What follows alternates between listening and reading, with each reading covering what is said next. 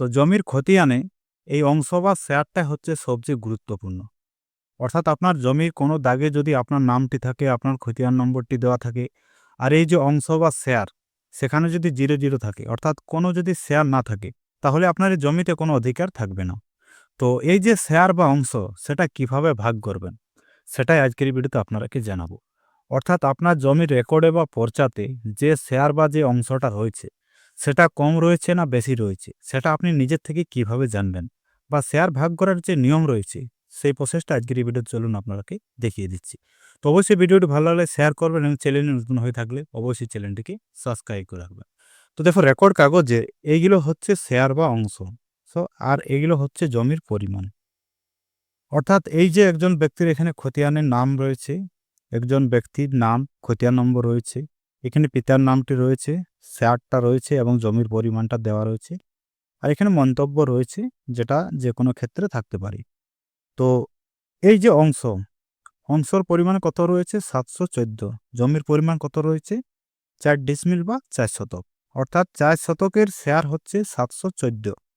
তারপর দেখুন আরেকজন নিচে নাম রয়েছে, খতিয়ান নম্বর রয়েছে, নামও রয়েছে, পিতার নামও রয়েছে, শেয়ার রয়েছে 417, জমির পরিমাণ রয়েছে 2 শতক, তারপর মন্তব্য যেটা কিছু দেওয়া নেই। তো এই 2 শতক জমির অংশ বা শেয়ার হচ্ছে 417। তো এই যে শেয়ার বা এই যে অংশ সেটা এই ব্যক্তির সঠিক রয়েছে না কম রয়েছে না বেশি রয়েছে সেটা আপনি কিভাবে জানবেন বা কিভাবে বের করবেন?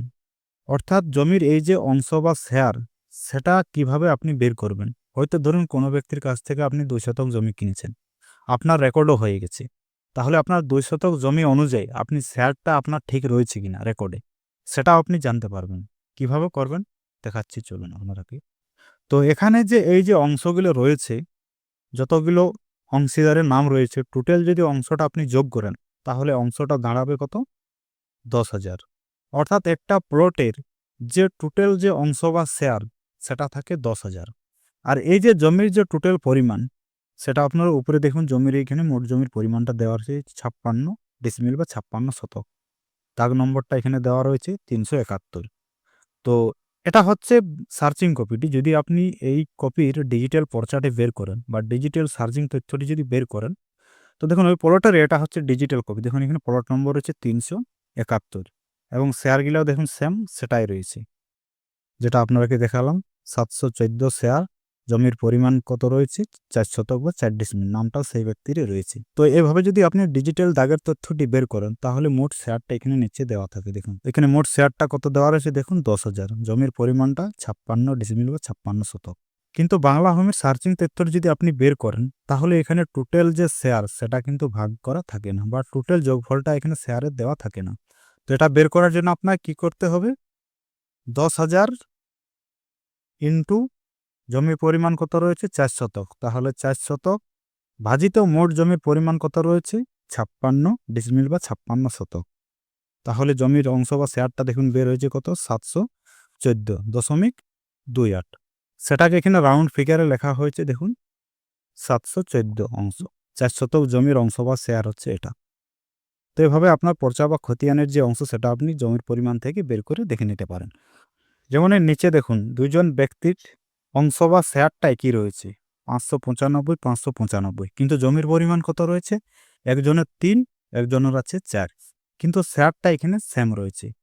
তো এইখানে যে জমির পরিমাণটা 3 এবং 4 রয়েছে, এখানে কিন্তু 3 এবং 4 নেই, এখানে জমির পরিমাণটা কত রয়েছে 3.5 করে। যেহেতু এটা 2 ডিজিট রেকর্ড তাই এখানে জমির পরিমাণটা রাউন্ড ফিগারে লেখা হয়েছে, একজনকে 3 দিয়েছে এবং একজনকে 4 দিয়েছে, কিন্তু শেয়ারটা দেখুন দুইজনের একই রয়েছে।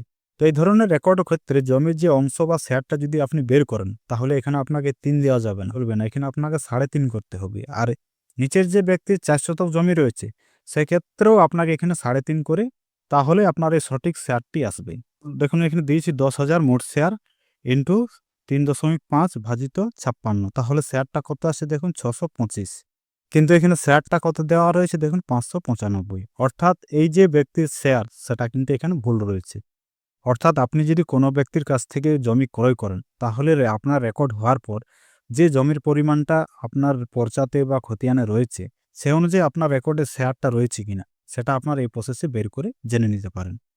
কারণ জমির এই যে অংশ বা শেয়ার সেটা হচ্ছে গুরুত্বপূর্ণ। এরপর আপনাকে চলুন দেখাচ্ছি এই শেয়ার বা অংশটা আপনার ঠিক রয়েছে কিন্তু জমির পরিমাণটা ঠিক রয়েছে কিনা সেটা আপনি কিভাবে বের করবেন। অর্থাৎ এই 714 যে অংশটা রয়েছে সে অনুযায়ী এখানে জমির পরিমাণ 4 শতক এখানে দেওয়া রয়েছে। তো এই 4 শতক জমির পরিমাণটাই শেয়ার অনুযায়ী ঠিক আছে কিনা সেটা আপনি কিভাবে বের করবেন। মোট জমির পরিমাণ ইনটু এখানে মোট জমির পরিমাণ হচ্ছে 56 ইনটু অংশ কত হচ্ছে 714 ভাজিত 10,000 সে সমান জমির পরিমাণ সঠিক না ভুল সেটা বের হয়ে যাবে। মোট জমির পরিমাণ 56 ইনটু 714 অংশটা যেটা দাগের তথ্যে রয়েছে ভাজিত 10,000 সে সমান জমির পরিমাণটা দেখুন এখানে চলে এসেছে কত 3.99 প্রায় 4 শতক। সেটাই দেখুন এখানে লেখা রয়েছে 4 শতক। জমির রেকর্ডে যে পরিমাণগুলো দেওয়া থাকে সেগুলো একরে দেওয়া থাকে। এটা হচ্ছে 0.04 সে সমান হচ্ছে 4 শতক বা 4 ডিসমিল।